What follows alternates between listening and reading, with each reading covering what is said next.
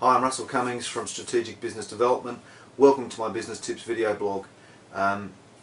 Again, I'm just giving you some feedback, a quick video blog on an article I've written recently, and that was called Are Meetings Dead? I don't know if you're like me, but I have a pathological hatred for meetings that go on forever, are seemingly pointless, and often I've just been there to be an observer.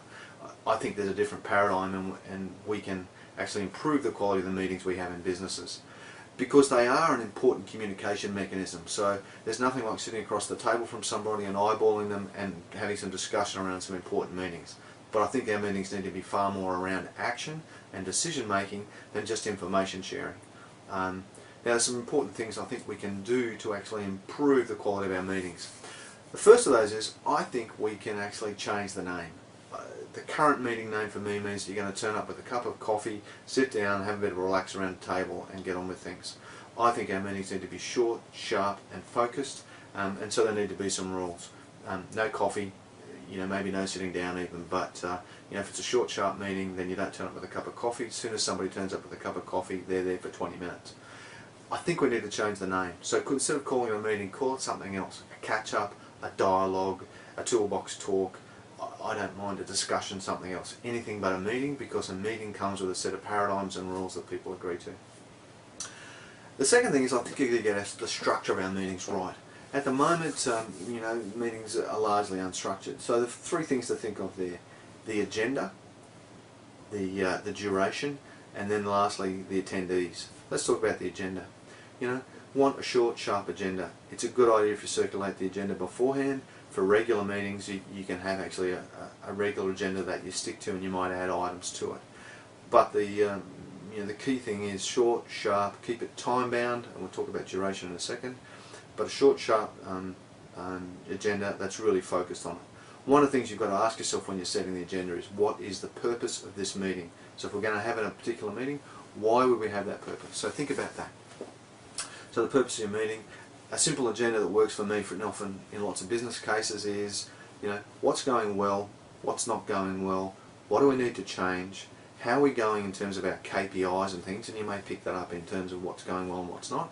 And then lastly, is there any news or activities we need to take care of, that you can then look at actions from the previous meetings, and really importantly, agree the actions that you're going to take coming out of this meeting, who's responsible for them, and the time frames you're going to have them in. Make sure you keep that your meetings are focused on action, and you leave every meeting with at least somebody getting a job out of it. There needs to be action out of every meeting. In terms of duration, keep your meetings short, sharp and focused. If they only need to be 10 minutes, keep them to 10 minutes. If it's a 20-minute meeting, you've scheduled 20 minutes and it's all over in 10 minutes, don't make people stay on for the 20 minutes. Get them out of there and get them on.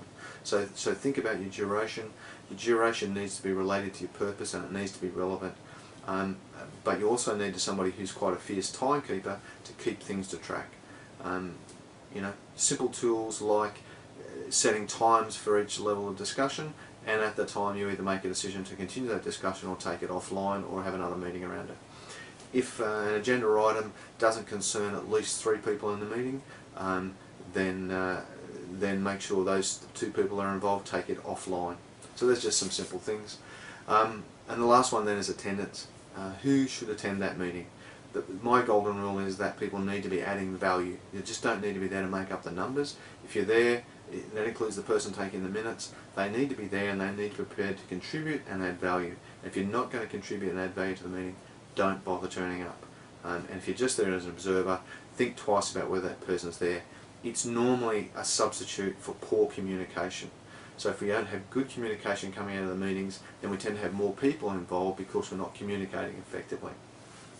So remember, meetings are about making decisions, taking action. Yep. One of the other things we need to think about then is the frequency and the timing of the meeting. So the duration is that, but how frequently will we run our meetings? The rule here, I think, has to be that the bigger the challenge you're facing and the shorter time frame it has to be done in, the more frequently you need to meet. So it's like driving an old slow car. You can actually wander along the road a bit and it meanders along a bit and it doesn't matter. But if you're driving a high-speed Formula 1 car, if you've ever seen the in-cockpit shots of either a rally driver or a professional rally driver or a Formula 1 driver, you can see them making minute adjustments to that car many times a second. So it's the same with your business. If you're actually going very fast and it's a big challenge you've got ahead of you, then your team need to meet frequently. Now that doesn't mean that the meetings have to be long. Remember, we're talking about short, sharp, focused meetings, and my recommendation is that you may be better off to have more shorter, sharper, focused meetings than more and have them more frequently than you will if you have a longer meeting that's spaced out at longer intervals. Because in the shorter, sharper meetings you deal with a lot of stuff on the way. You actually don't need to meet for longer and longer. You might actually find you need to meet shorter and shorter. So that's my I guess my thing for meetings. Think about changing the name. Make sure you get the agenda right, the structure right, the agenda, the duration of that meeting and the attendees right, and then think about frequency and timing, because they can directly influence the speed at which you have your meetings.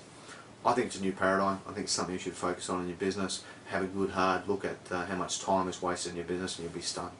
Alright, more information, go to my website www.sbdbusiness.com.au. See my blog, and there's heaps of other information there.